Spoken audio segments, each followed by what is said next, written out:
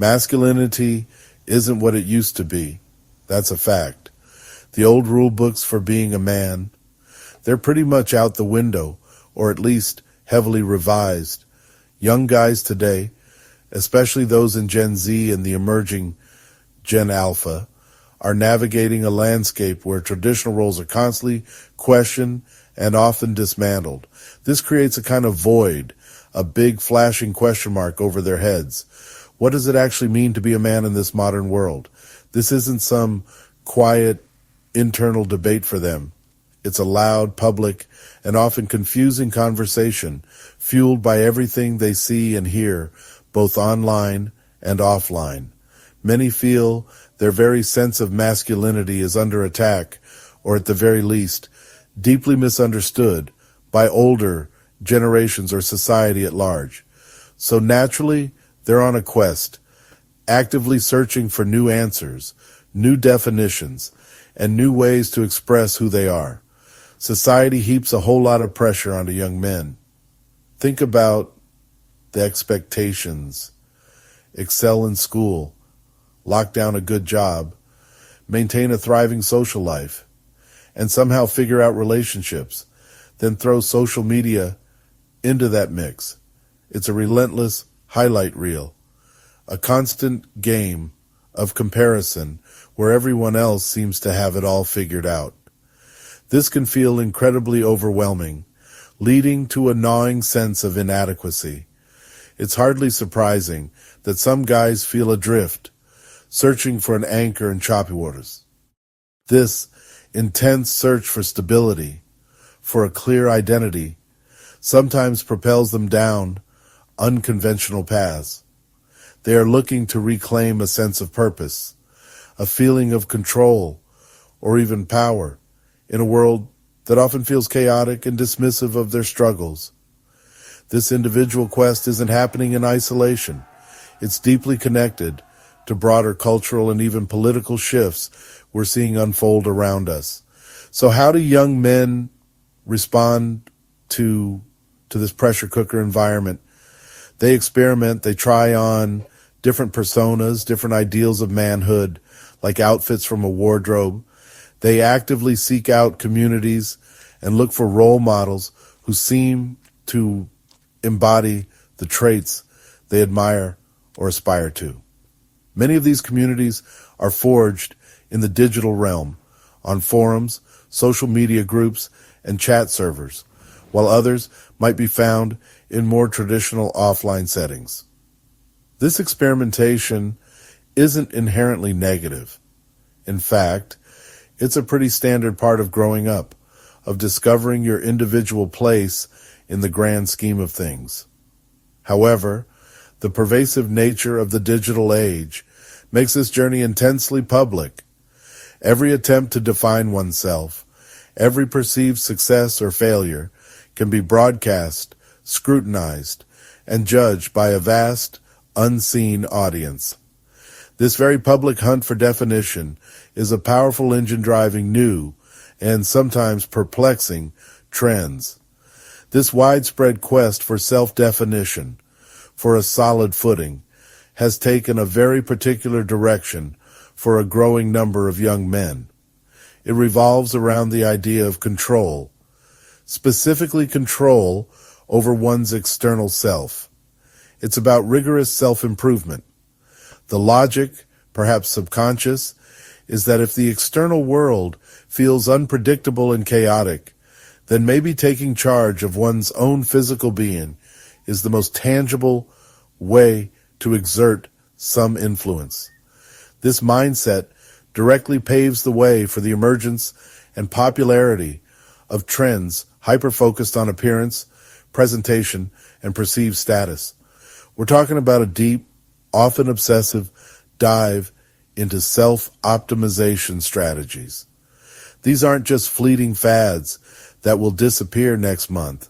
They tap into something much deeper about modern male anxiety, aspiration, and the relentless search for validation in an increasingly complex world.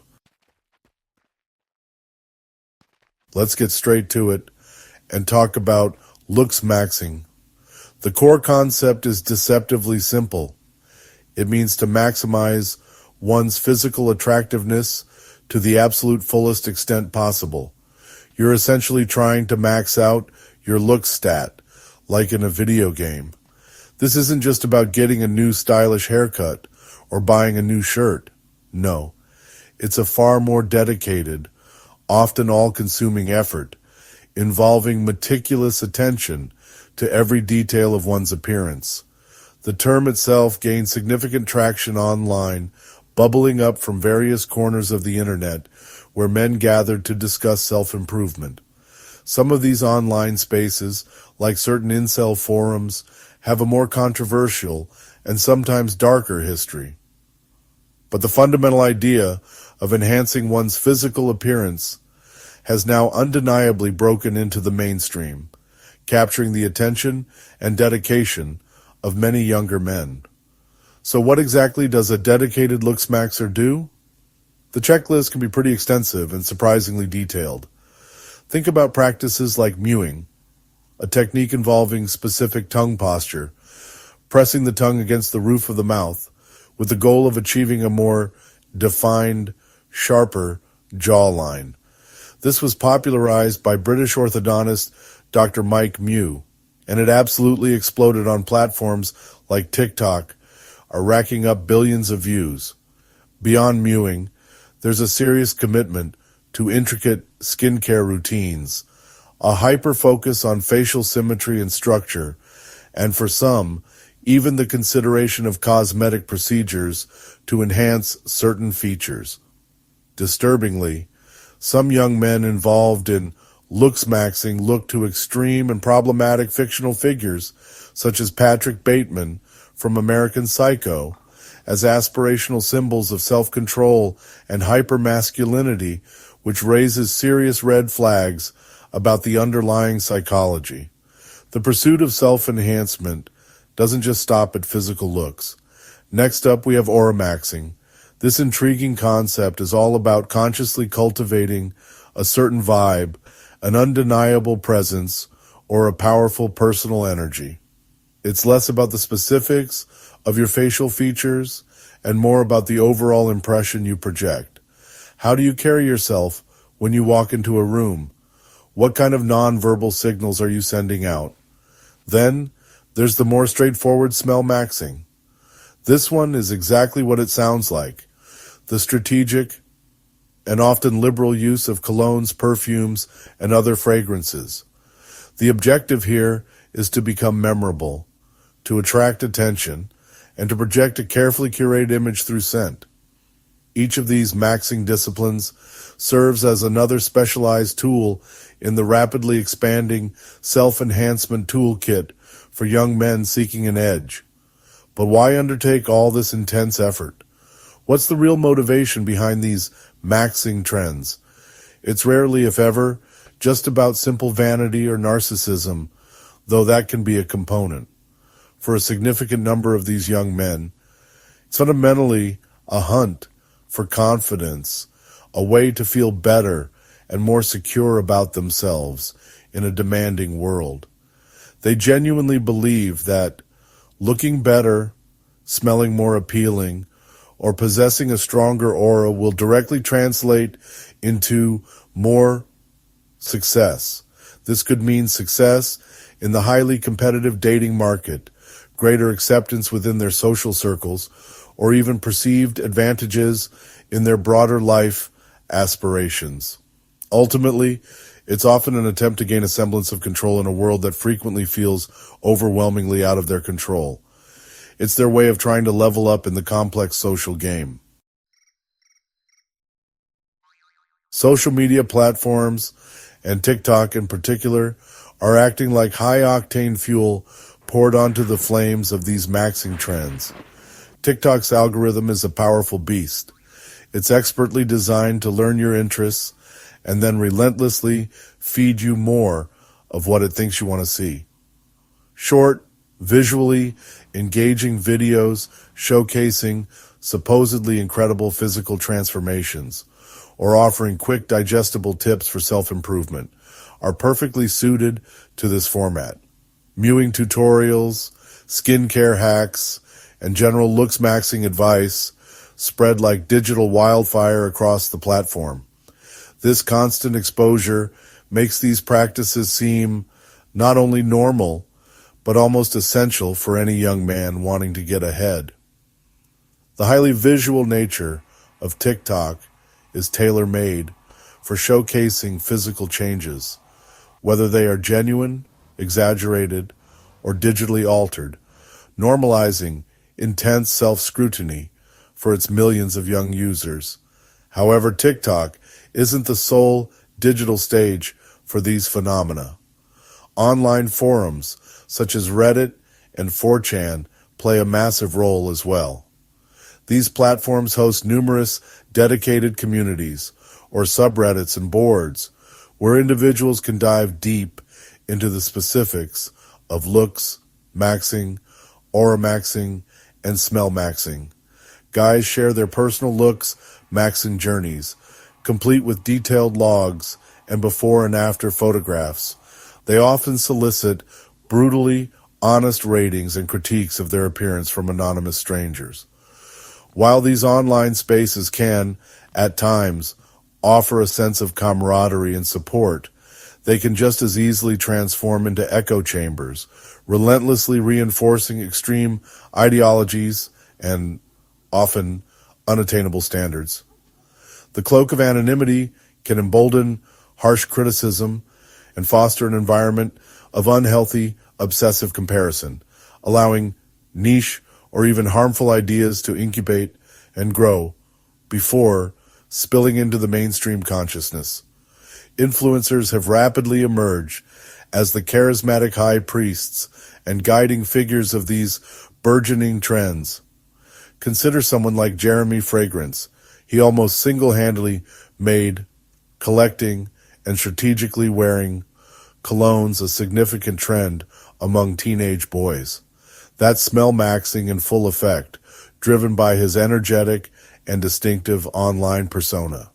Then you have figures like Kareem Shami, who operates an online platform called Mogwarts Academy. This academy offers detailed tutorials and guidance on various aspects of looks maxing, and he cultivates active message boards where users can exchange tips and seek advice. These influencers are adept at building dedicated communities around their personal brands. They effectively offer a pathway, a seemingly clear system for achieving self-improvement, selling a compelling dream of transformation that is often subtly or overtly packaged with product endorsements and affiliate marketing. So, why do these particular influencers gain so much traction and wield such influence over their young audiences? A primary reason is that they project an image of unwavering confidence and apparent success. They seem to possess the answers, the secret knowledge that many young men, often grappling with feelings of uncertainty or insecurity, are desperately seeking. These influencers expertly tap into a deep-seated desire for guidance and mentorship in a world where traditional male role models may seem scarce or out of touch. They offer clear, actionable steps.